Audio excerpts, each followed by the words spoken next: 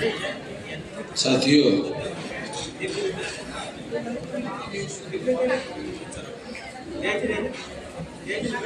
आज भदंत आनंद कौशल्यायन यांच्या जयंती निमित्त एक दिवसीय धम्म परिषदेचा कार्यक्रम आयोजित करण्यात आलेला आहे. बऱ्याच लोकांना भदंत आनंद कौशल्यायन कोण होते हे माहीत असेल, त्याचबरोबर काही लोकांना माहीत पण नसेल, असं होऊ शकते. भदंत आनंद कौशल्यायन हे पंजाबचे, जे भारतामध्ये जे वेगवेगळे राज्य आहेत त्यामध्ये पंजाब हे एक राज्य आहे. तेव्हा ते पंजाबचे राहणारे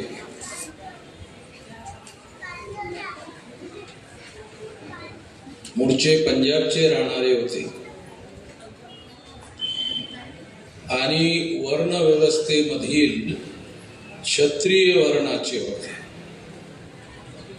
म्हणजे ते शेड्यूल कास्ट नव्हते, शेड्यूल ट्राईब नव्हते, ओबीसी नव्हते, ब्राह्मणही नव्हते, क्षत्रिय वर्णाचे होते.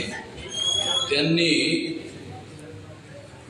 दीक्षा घेऊन बौद्ध भिक्षू बनण्याचं ठरवलं आणि जीवनभर त्यांनी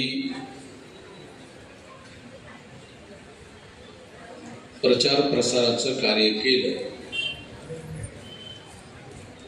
बाबासाहेब आंबेडकरांच्या धर्मांतरानंतर आणि त्यांच्या अकाली मृत्यूनंतर बौद्ध धर्माचा प्रचार प्रसार कोणी करावा एक मोठा प्रश्न होता. त्या कालावधीमध्ये भदंत आनंद कौशल्यायन यांनी नागपूरच्या सेंटरवर राहून मोठं कार्य केलं. तेव्हा त्यांच्या गौरवानिमित्त त्यांच्या जन्मदिवशी ही धम्म परिषद इथल्या कार्यकर्त्यांनी आयोजित केलेली आहे. आणि या धम्म परिषदेच्या निमित्तानं अनेक विषय चर्चेमध्ये ठेवण्यात आलेले आहेत. तेव्हा त्या विषयाच्या अनुषंगाने मी तुम्हाला तो विषय आहे थोडा वाचून दाखवतो. बौद्ध धम्माची तत्वप्रणाली बहुजन समाजात प्रस्थापित करण्यासाठी धम्म परिषदेचे आयोजन कसे असावे, अथवा बौद्ध धम्माचा देश विदेशामध्ये प्रचार आणि प्रसार करण्यासाठी डॉक्टर आंबेडकरांनी बाबासाहेब आंबेडकरांनी दिलेल्या त्रिसूत्री योजनेची अंमलबजावणी करणे काळाची गरज आहे, असा एक विषय या ठिकाणी ठेवण्यात आलेला आहे. दुसरा विषय महाबोधी महाविहार व दीक्षाभूमीवर ब्राह्मणांचा अप्रत्यक्षरित्या कब्जा असणे म्हणजे बौद्ध धम्म संपुष्टात येणे. बौद्ध धम्म व बुद्धिस्ट विरासत वाचवण्यासाठी संघटित शक्ती निर्माण करणे एकच पर्याय आहे, असा दुसरा विषय ठेवण्यात आलेला आहे. तिसरा विषय आहे बुद्धाच्या पावन अस्थीवरील मौर्यकालीन बुद्ध स्तूप व आजही भोन तालुका संग्रामपूर, जिल्हा बुलढाणा येथे पूर्णा नदीच्या पात्रात जमिनीखाली केव्हा होणार स्तूपाचे उत्खनन, प्राचीन संस्कृतीचे जतन व संवर्धन करण्याच्या नावाखाली सरकारने 550 कोटी रुपये संरक्षक भिंत आणि रस्ता बांधण्यासाठी केले मंजूर. स्तूप मात्र आजही मातीच्या ढिगाऱ्यातच आहे. बुद्धिस्ट विरासत नष्ट करण्याचा पुरातत्व विभाग व सरकारचे षडयंत्र एक गंभीर चिंतन. असे अनेक विषय या ठिकाणी ठेवण्यात आलेले आहेत. तेव्हा काही बाबी मी तुम्हाला या निमित्तानं सांगू इच्छितो. तेव्हा पहिली बाब तर अशी की बाबासाहेब आंबेडकरांनी 14 ऑक्टोबर 1956 नागपूर या ठिकाणी जी धम्मदीक्षा देण्याचा विशाल कार्यक्रम केला तो एक धर्मांतराचा कार्यक्रम होता असं त्या काळातील जे लिटरेचर अवेलेबल आहे, साहित्य अवेलेबल आहे त्यावरून दिसून येते. परंतु जर आपण थोडं अभ्यास करण्याचा विचार जर केला तर काही बाबी अशा लक्षात येतात की प्राचीन भारतामध्ये असं बोललं जाते की भारत हा बौद्धमय होता.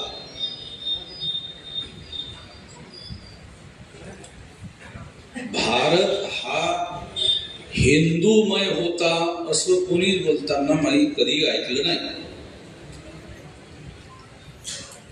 भारत हा बौद्धमय होता असं बऱ्याच ठिकाणी बऱ्याच लोकांकडून ऐकण्यात आलेलं आहे. परंतु पुष्यमित्र शृंगाच्या माध्यमातून जी प्रतिक्रांती झाली या देशामध्ये आणि त्यांच्या माध्यमातून बौद्ध भिक्षू आणि त्यांच्या सार्वत्रिक कत्तली करण्यात आल्या. त्यानंतर बौद्ध धर्माचा प्रचार प्रसार करणारे जे बौद्ध भिक्षू होते ते वेगवेगळ्या देशामध्ये भारताच्या भौगोलिक क्षेत्राच्या जवळपास असणाऱ्या देशामध्ये निघून गेलेत असं बाबासाहेब आंबेडकरांच्या लिटरेचरचं वाचन केल्यानंतर लक्षात आलं. त्यामुळे बौद्ध धर्माचा प्रचार प्रसार करणारे बौद्ध भिक्षू भारतामध्ये शिल्लक राहिले नाहीत. त्या कालावधीमध्ये जो भारत होता तो बौद्धमय भारत होता. त्याला RSS आणि भाजपाचे लोक हिंदू म्हणतात.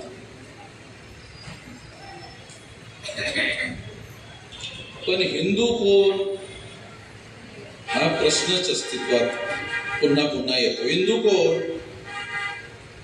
दयानंद सरस्वती यांनी असा उल्लेख केलेला आहे, रेकॉर्डमध्ये अवेलेबल आहे की हिंदू ही मुसलमानांनी दिलेली शिवी आहे.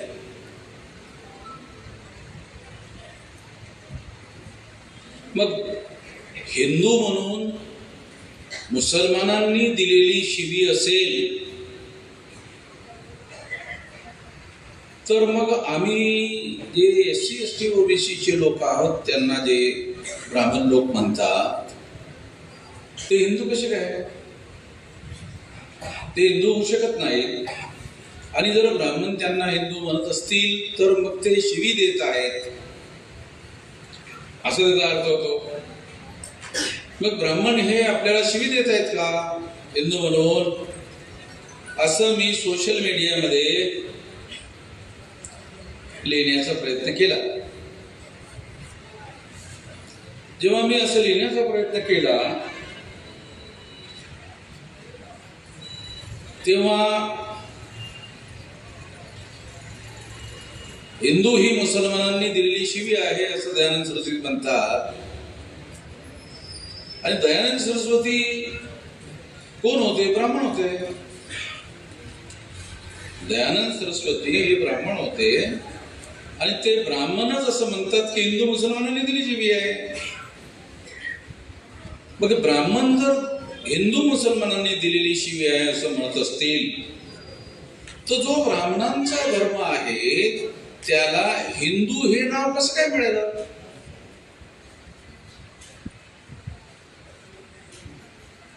हा एक प्रश्न आहे. ब्राह्मणांनी जो प्रचार प्रसार आरंभ केलेला आहे त्यामध्ये SC ST OBC Kunbi Maratha क्षत्रिय वैश्य या सर्वांना ते हिंदू म्हणतात. ब्राह्मण स्वतःला हिंदू म्हणत नाही. याबद्दल तुमच्यापैकी कुणीही गांभीर्यानं या बाबीची नोंद केली असेल असं मला वाटत नाही. ब्राह्मण स्वतःला हिंदू म्हणून घेताना कधी दिसले नाही.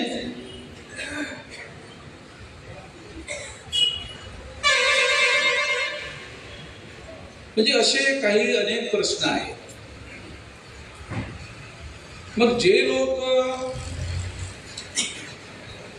बुद्धिस्ट होते आणि भारत बौद्धमय होता ते लोक कुठे गेले? ते जे बौद्धमय लोक होते, जो भारत बौद्धमय होता, ते कुठे गेलेत?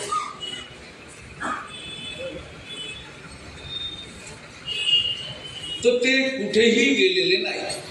भारत सोडून तर कोणी जाणार नाही ना. ते कुठेही गेलेले नाही, ते इथंच आहेत. मग ते इथंच असताना त्यांना बौद्ध असताना त्यांच्या बौद्ध असण्याचं विस्मरण कसं झालं? ते विसरलेच कसे? कारण जोपर्यंत प्रचार प्रसार करणारे लोक अस्तित्वात असत नाही तोपर्यंत स्वाभाविकपणे विस्मरण होणार. म्हणून हे जे कोणी आज आपल्याला दिसत आहेत विस्मरण झालेले लोक, ज्याला ब्राह्मण हिंदू म्हणतात, पण दयानंद सरस्वती म्हणतात हिंदू ही मुसलमानांनी शिवी दिलेली आहे.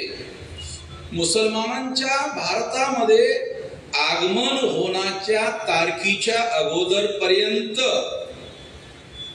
हिंदू हा शब्द भारताच्या संस्कृत आणि हिंदी लिटरेचर मध्ये कुठेही लिहिलेला दिसत नाही. जेव्हा मुसलमानांचं भारतामध्ये आगमन झालं आणि सिंधू नदीच्या पलीकडे राहणारे लोक,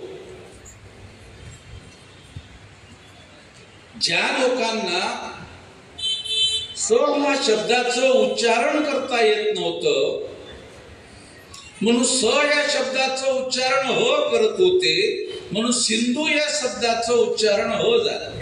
मग सिंधूचे हिंदू झाले.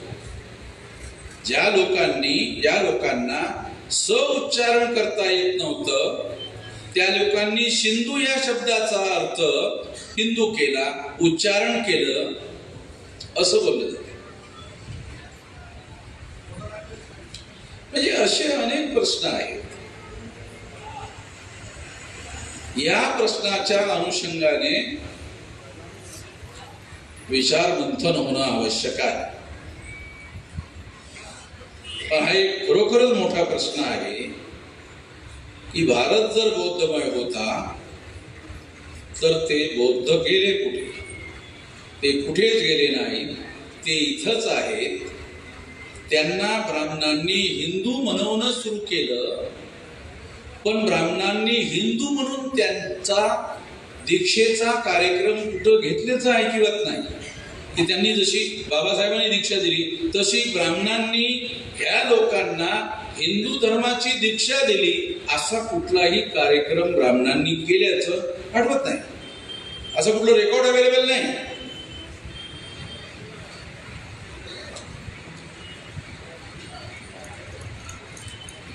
पुन्हा एक आणखी प्रश्न निर्माण होतो. हिंदू जर समजा दयानंद सरस्वती म्हणतात त्याप्रमाणे मुसलमानांनी दिलेली शिवी आहे तर ते हिंदू म्हणू शकत नाही. मग ब्राह्मण धर्माचंच नाव बदलून हिंदू धर्म झालं असं काही झालेलं आहे का? तर ब्राह्मण स्वतःला हिंदू मानताना आणि प्रचार करताना दिसत नाहीत. ते लार्ज स्केल मेजॉरिटी मध्ये असणारे जे SC ST OBC Kunbi Maratha या लोकांना हिंदू म्हणत राहतात. स्वतः ब्राह्मण हिंदू आहेत असा ते कधीही प्रचार करत नाही. अशी परिस्थिती का निर्माण झाली? हिंदू म्हणून घेण्याची परिस्थिती का निर्माण झाली? जेव्हा इंग्रज भारतात आले आणि इंग्रज भारतात आल्यानंतर भारतामध्ये निवडणुका होण्याची परिस्थिती निर्माण झाली, तेव्हा निवडणुकांमध्ये मतदार आवश्यक आहे. मतदारांशिवाय निवडणुका होत नाही.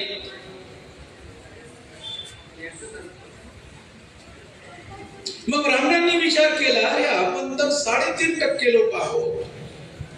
उद्या जर निवडणुका झाल्या तर 3.5% लोकसंख्येच्या आधारावर ब्राह्मण म्हणून आपल्या ग्रामपंचायतीमध्ये आपला एकही उमेदवार निवडून येऊ शकत नाही.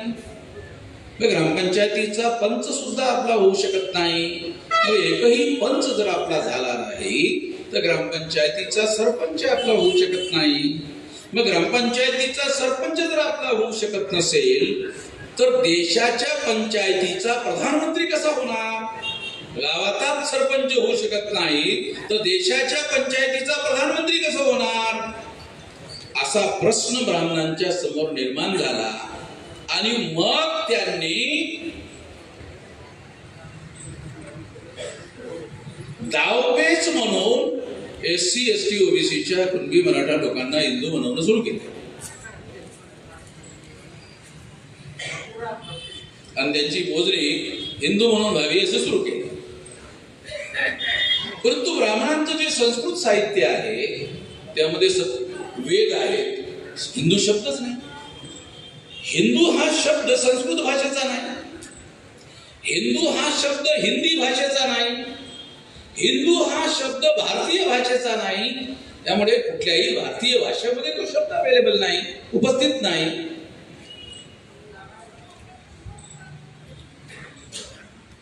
असे अनेक प्रश्न आहेत ज्या प्रश्नांची उत्तरं ब्राह्मण देत नाहीत. जर या लोकांना वैदिक धर्मी म्हटलं तर वेद वाचण्याचा SC ST OBC Kunbi Marathi या लोकांना अधिकार नाहीत. मग वेद वाचण्याचा जर अधिकार नाहीत तर ते वैदिक होऊ शकत नाहीत.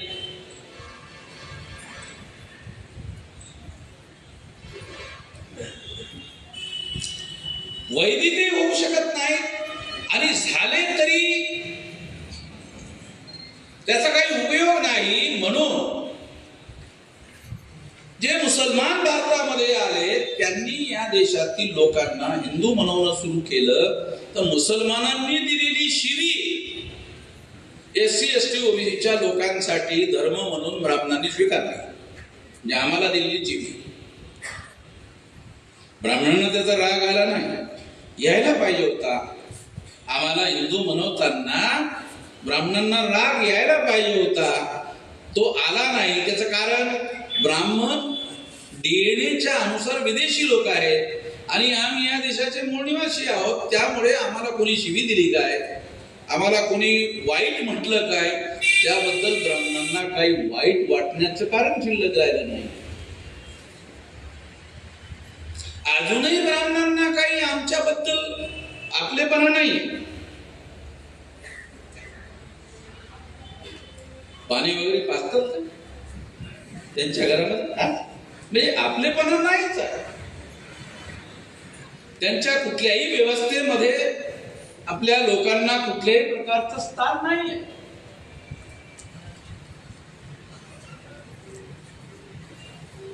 मग ते संख्या असल्यामुळे या देशाचा प्रधानमंत्री आपल्याला आपला बनवता येईल म्हणून SC ST OBCच्या लोकांना या लोकांनी हिंदू म्हणवणं सुरू केलं. अन्यथा ब्राह्मण धर्म हे त्यांच्या धर्माचं नाव आहे. ब्राह्मण धर्म असण्याच्या अगोदर या धर्माचं आणखी एक नाव होतं. ते नाव म्हणजे वर्ण धर्म. ब्राह्मण धर्म हा शब्द प्रयोग अस्तित्वात येण्याच्या अगोदर त्या धर्माचं एक नाव होतं वर्ण धर्म. वर्ण धर्म म्हणजे काय? ब्राह्मण एक वर्ण आहे, क्षत्रिय एक वर्ण आहे, वैश्य एक वर्ण आहे, शूद्र एक वर्ण आहे. तेव्हा हे वर्ण वर्ण वर्ण म्हणजे जेवढ्या बाबी मी तुम्हाला या ठिकाणी सांगून राहिलो त्यापैकी मला नाही वाटत तुमच्या कोणाला काही यापूर्वी कधी ऐकायला मिळालं असेल. ते पहिल्यांदाच तुम्ही ऐका. कारण अशा पद्धतीचं विश्लेषण ते मी पुराव्याने सांगतो, सर्व संदर्भ देऊन सांगतोय. आणि संदर्भ आणि पुरावे देऊन जर मला बोलता आलं नाही तर ब्राह्मण लोक मला कोर्टामध्ये ओढतील. ब्राह्मणांनी आजपर्यंत मला कोर्टात ओढलेलं नाही. कारण त्यांना माहिती वामन मेश्राम बोलणार म्हणजे पुराव्याशिवाय बोलणार नाही. त्यामुळे वामन मेश्रामवर कुठल्याही प्रकारची केस करता येत नाही. केस केली तर कोर्टामध्ये थोबाडीत त्यांना खाऊन बाहेर यावं लागेल. म्हणून ते माझ्या झंझटीमध्ये कधी पडत नाही. कारण मी कुठल्या गोष्टी कुठल्याही पुराव्याशिवाय बोलत नाही, तर्काशिवाय बोलत नाही, तथ्याशिवाय बोलत नाही. तेव्हा ब्राह्मण धर्म आणि वर्ण धर्म याच्याशी भारतातील मूळ निवासी असणाऱ्या SC ST OBC Kunbi Maratha क्षत्रिय वैश्य या लोकांचा काही संबंध नाही. ब्राह्मणां लोकांच्या समोर जी अडचण निर्माण झाली ती अडचण इंग्रजांमुळे झाली, लोकशाहीमुळे झाली, मतदानाच्या अधिकारामुळे झाली. आणि तो अधिकार बहुसंख्य लोकांना मिळाल्यामुळे झालंय काय की मग बहुसंख्याक लोक जर जागृत झाले तर त्यांचं या देशामध्ये राज्य स्थापित होईल, त्यांचा प्रधानमंत्री होईल, त्यांचं राज्य स्थापित होईल. आता आमच्याच एका ओबीसी माणसाला नरेंद्र मोदीला बामणाने प्रधानमंत्री बनवलं. बामण त्याच्या डोक्यावर बसले, दिसत नाही. त्याच्यासाठी डोळे लावून सुद्धा बघता येते, पण तेवढी दृष्टी पाहिजे. तेवढी दृष्टी एकट्या वामन मेश्रामकडे असून काय बघणार. मला डोळे लावून सुद्धा दिसते नरेंद्र मोदीच्या डोक्यावर बामण बसलेले आहेत. मला डोळे लावून सुद्धा दिसते. कारण डोळे लावून का दिसते, कधी याचा विचार केला मला डोळे लावून का दिसते? कारण बुद्धी हे तिसरं नेत्र मानलं जातं. तिसरा नेत्र कधी शब्द ऐकलं? तिसरा नेत्र, हे दोन नेत्र आहेत, दोन डोळे आहेत. मग तिसरा नेत्र काय आहे? बुद्धी. बुद्धीने डोळे लावून सुद्धा तुम्हाला बघता येते. तेव्हा या दृष्टीने मी तुम्हाला हे सांगून राहिलो की ब्राह्मणांनी RSS बनवलं, ब्राह्मणांनी भारतीय जनता पक्ष बनवला आणि भारतीय जनता पक्षातर्फे तिकीट देऊन नरेंद्र मोदीला प्रधानमंत्री बनवलं ब्राह्मणांनी. त्यामुळे बनवणारे ब्राह्मण असल्यामुळे ब्राह्मणांची शक्ती ही नरेंद्र मोदीपेक्षा वरची आहे. ते बनवणारे नरेंद्र मोदी प्रधानमंत्री आहे, त्याच्या जवळ सर्व प्रकारचे अधिकार आहेत. परंतु आपल्याला मोजण्याचा सुद्धा तो निर्णय घेऊ शकत नाही. आपल्याला मोजण्याचा सुद्धा निर्णय घेऊ शकला नाही. 11-12 वर्ष झाले आपल्याला मोजलं पाहिजे. कधी कधी गावामध्ये भांडणं होतात. भांडणामध्ये एक माणूस दुसऱ्या माणसाला म्हणतो, अरे मी तुला काय मोजतो म्हणतात. मी पण इकडचंच आहे, मला माहित आहे. गावामध्ये कधी कधी भांडण होतात. मी तुला काय मोजतो म्हणजे मोजणी महत्वाचं आहे. मी तुला काय मोजतो म्हणजे मोजणे महत्वाचं आहे आणि ती मोजूनच नाही राहिले. एवढी आमची संख्या आहे आम्हाला मोजूनच नाही राहिले आणि मोजले नाही तर आम्ही काय आहोत. हे काय करून आलो मी? शून्य. हे शून्य. हे असं केलं तर मोठं शून्य. म्हणजे त्या लोकांनी आमचं केवळ एक मोठं शून्य बनवून टाकलेलं आहे. एवढी संख्या असून सुद्धा त्यांनी शून्य बनवून टाकलेलं आहे. प्रधानमंत्री नरेंद्र मोदी, मोजण्याचा अधिकार मोदीकडे, परंतु तो निर्णय घेऊ शकत नाही. म्हणजे वास्तविक सत्ता मोदीच्या नियंत्रणामध्ये नसून ब्राह्मणांच्या नियंत्रणामध्ये आहे आणि ते गुप्तपणे निर्णय घेतात. ते आम्हाला माहीत पण होऊ देत नाही. ते पेपरामध्ये ही बातमी सुद्धा येऊ शकत नाही, येऊ देत नाही आणि न आल्यामुळे तुम्हाला ती बातमी कळत नाही. मग मला का कळते ते डोळे लावून पेपरामध्ये वाचल्यामुळे कळत नाही, तर डोळे लावून कळते. डोळे लावून बुद्धी कार्य करते. भारतीय घटनेनुसार मोजण्याचा अधिकार सरकारला आहे आणि सरकारचा प्रमुख नरेंद्र मोदी आहे. नरेंद्र मोदी मोजत नाही आहे हे मला डोळे लावून दिसून राहिले. तुम्हा लोकांना डोळे उघडे ठेवून दिसत नाही, ते मला डोळे लावून दिसते. कशामुळे? बुद्धीमुळे. तेव्हा आपल्याला ही बाब समजून घेणं फार आवश्यक आहे.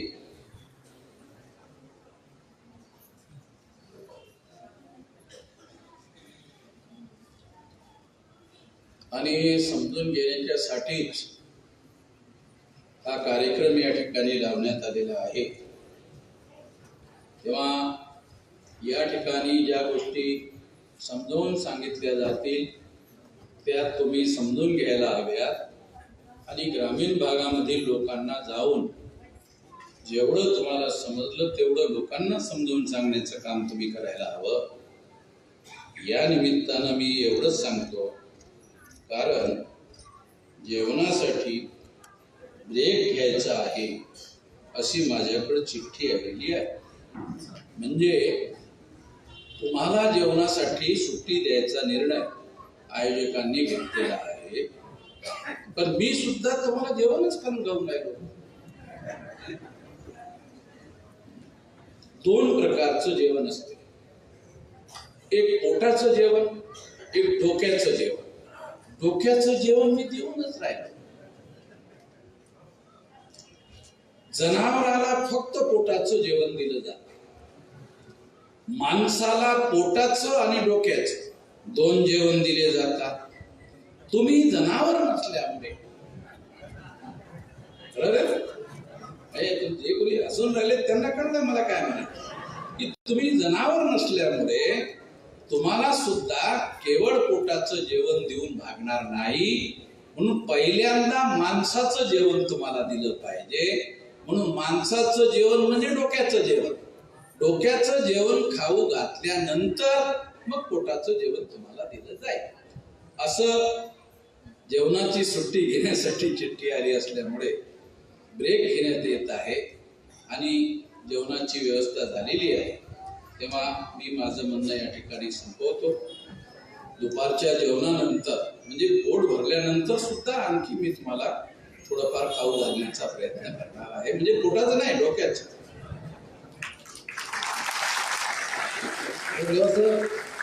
या ठिकाणी माननीय साहेबांनी जी महत्वपूर्ण माहिती दिलेली आहे ती माहिती आपल्याला पूर्ण ऐकायची आहे आणि